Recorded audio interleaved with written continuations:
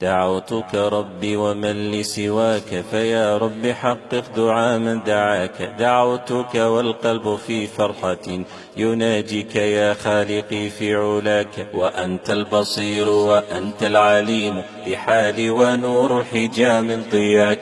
رأيتك ربي في كل شيء فزاد اليقين بقلب رآك. ففي الزرع في الضرع في الأنس بانت بدائع صنعك بعض نداك.